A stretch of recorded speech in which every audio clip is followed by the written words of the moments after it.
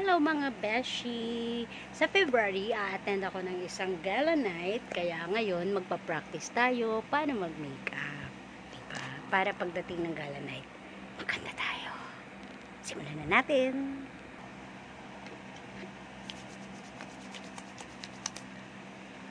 Lagay tayo pang moisturizer.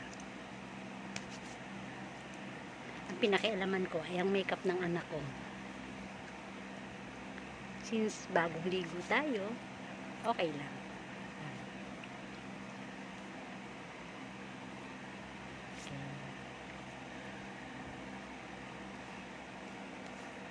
Next,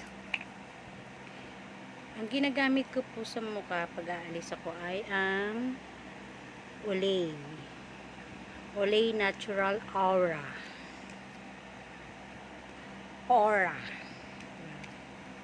So, konti lang. Kasi maputi ito eh. So,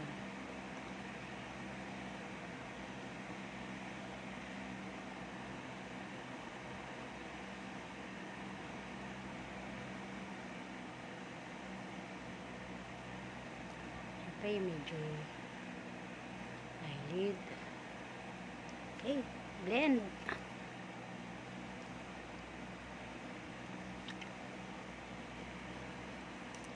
Wala tayong yung ginagamit na makeup blender, yung parang foam na bilog. So kamay lang. Practice lang naman.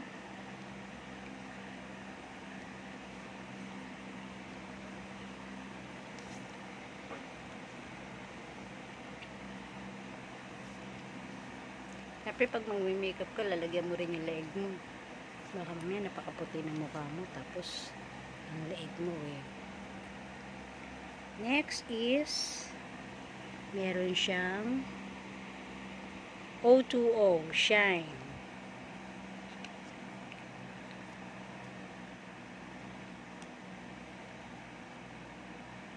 Parang foundation to.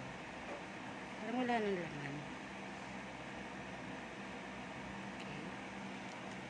Isa. Dalawa to eh. Baka ito yung lakas niya sa ganito ba? Kasi araw-araw niya ginagamit. Ito ay natural. So, ibig sabihin, hindi po puti ang mukha mo. Ilalabas lang kung ano yung natural na kulay ng mukha mo.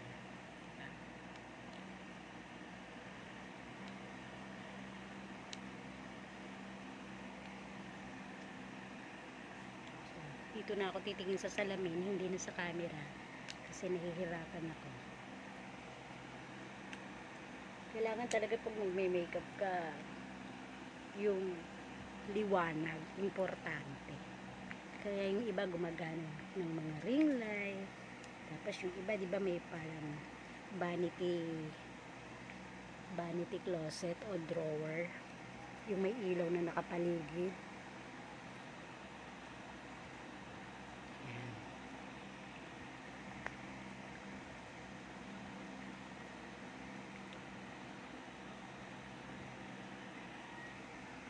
Parang wala lang. Tapos, syempre, meron din siyang Sassy Lady na long-lasting waterproof. Palagay ko foundation to kasi parang basa. So, ayun. Lagyan natin. Wow, nakakailang patong na tayo ha. Di ba ganun yung nakikita ko sa mga nagme-makeup tutorial? Iba nga may mga pang contour pa.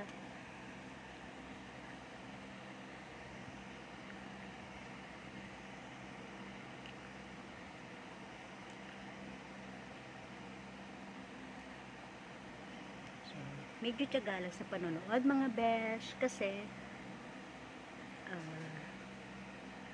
yung iba inuuna yung no? So, syempre, hindi naman tayo ganun karunong. Unahin natin yung kulay ng pagmumukha natin.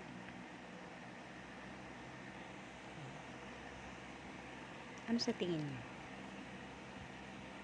Okay. Pag hindi pantay, mamayaanin natin yan.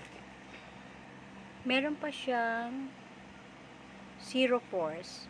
Parang Pore Sniper Makeup Primer. Ay, parang ito yata yung pinaka-base sa makeup. Dapat ito yung una na mali tayo, no? So, pero hindi na siguro masama. Lagyan pa natin. Lagyan din natin ang ating mukha. Tignan natin kung ano magiging epekto. Diba?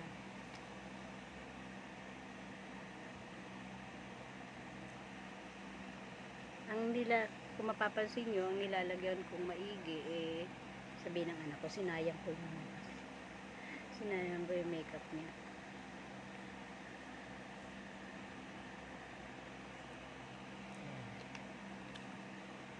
Ano, tuldok-tuldok. I-blend na natin ngayon. So, wala tayong makeup blender. So, ganito, gagamitin natin. Mabango yung amoy niya.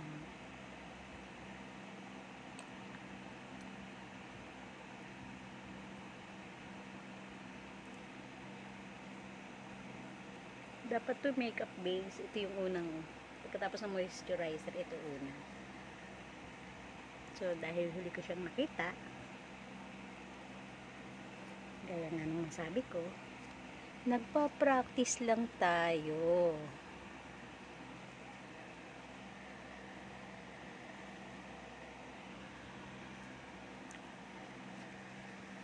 Okay. Next, meron siyang water eyebrow pencil sa kilay.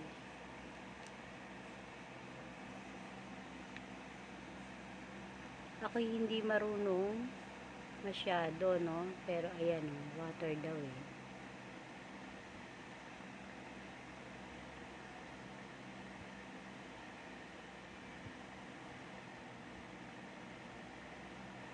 Basa siya, nararamdaman ko.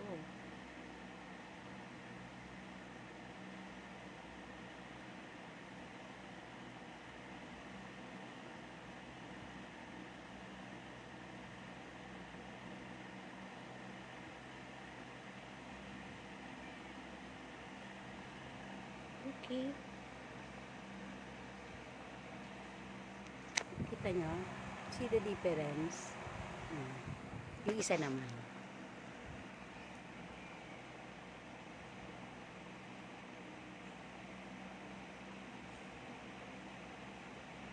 Dapat nito hindi nangangatog yung kamay mo. Kasi pag nangangatog,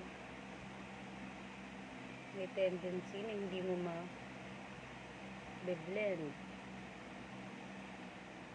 Mahirap siyang i-blend kasi nga water siya, water base.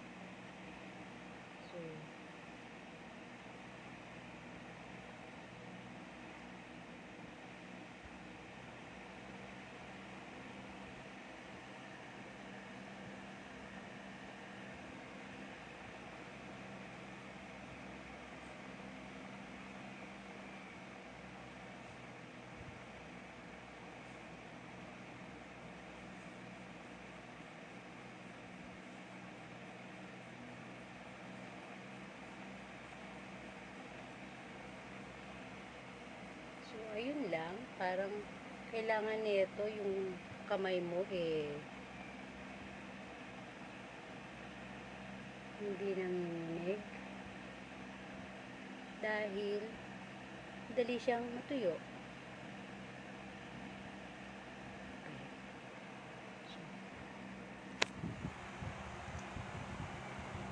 Patay ba?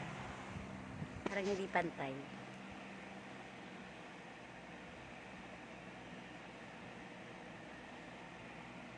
Mahirap siyang pantayin kasi water based nga siya. So, kailangan dito yung kamay mo talagang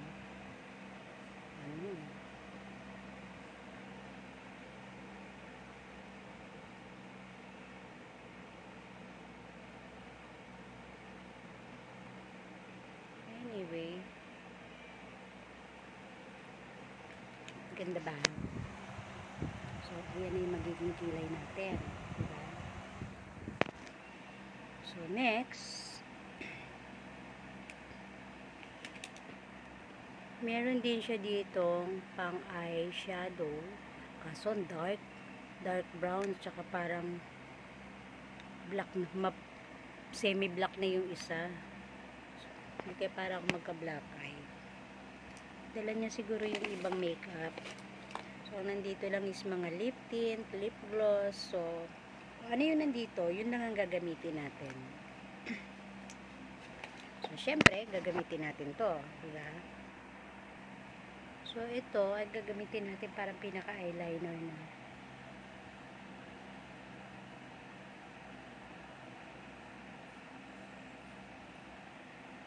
Medyo matigas siya.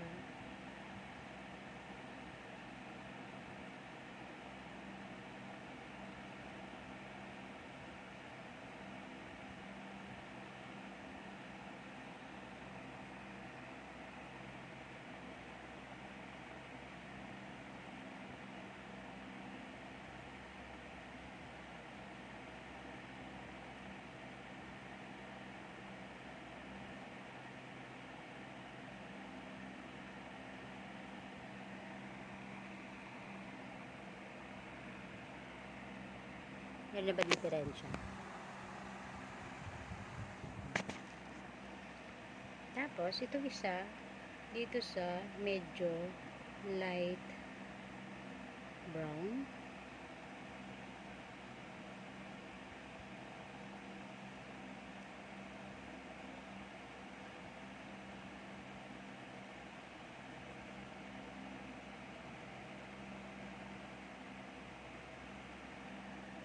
Parang pangkilay din ata ito.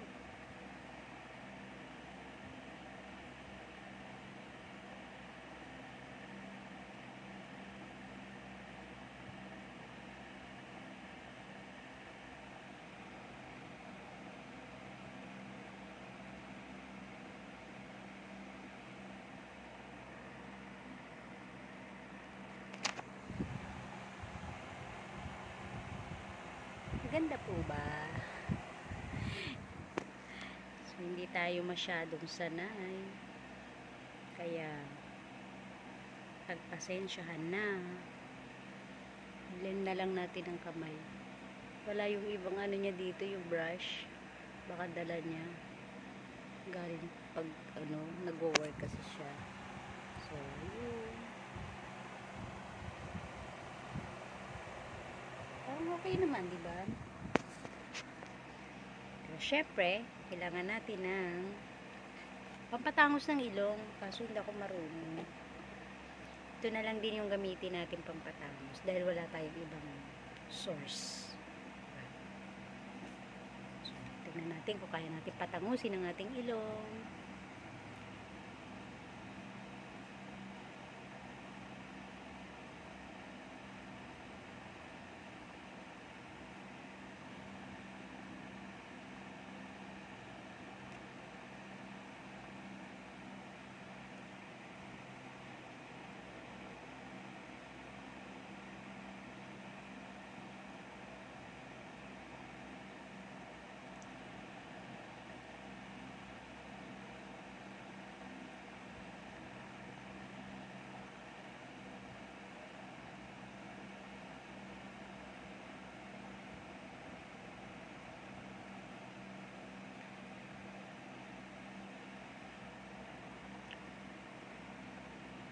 Tumangos po ba? Oh my God. So, syempre, kailangan kasi yan may ma-highlight yung dito sa ibabaw.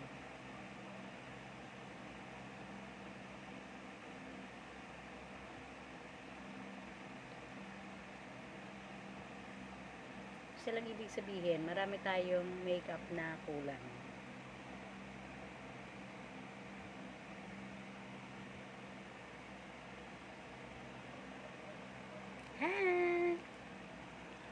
Tapos, syempre, lagyan natin ng blush on. Eh, wala ditong blush on. Lip tint ang gamitin natin. Tapos, i-shade na lang natin ng kakalat natin. Ano ba to? Baka matapon yung lip tint. Mapagalitan ako ng anak ko. So, ayan. So, syempre, ganyan. Ay, baka matuyo. Bango ng lip tint niya. Amoy cherry.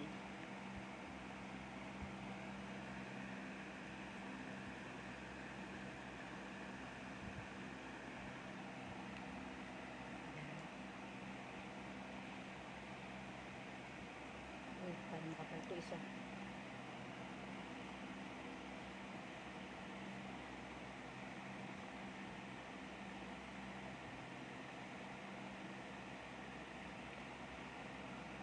Papantayin natin, syempre.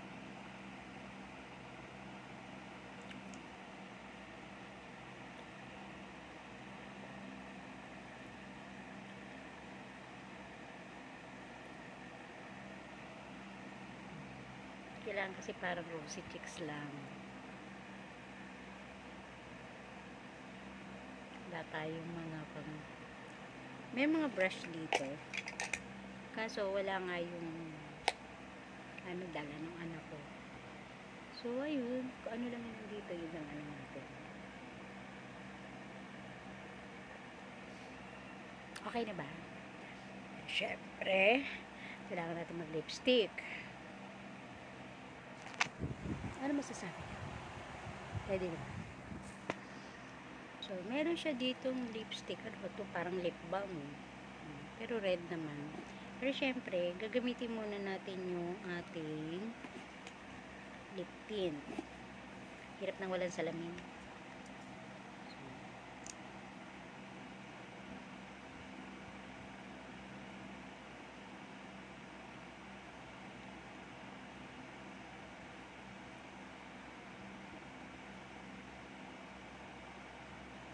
Ginagawa ko lang po ay sinusunod ko lang yung korte ng labi.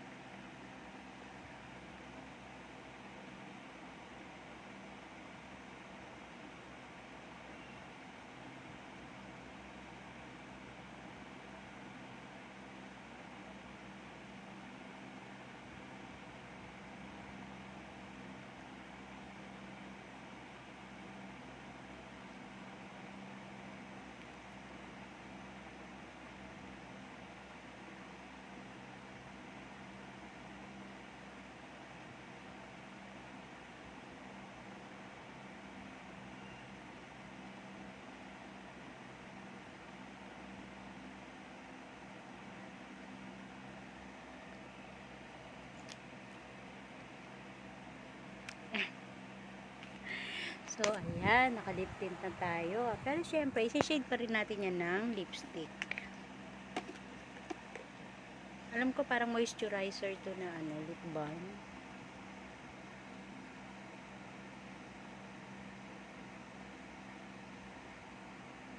Wala tayong lip brush.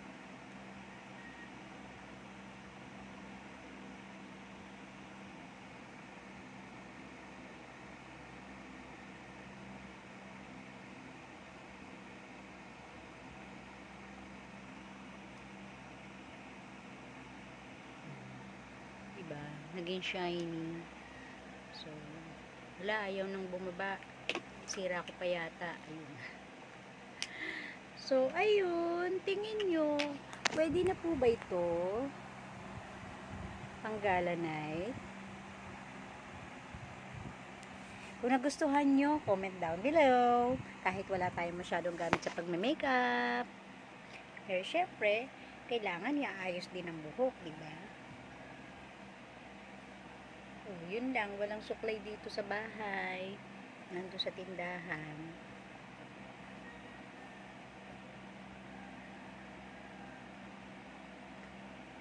Thank you guys for watching. Bye!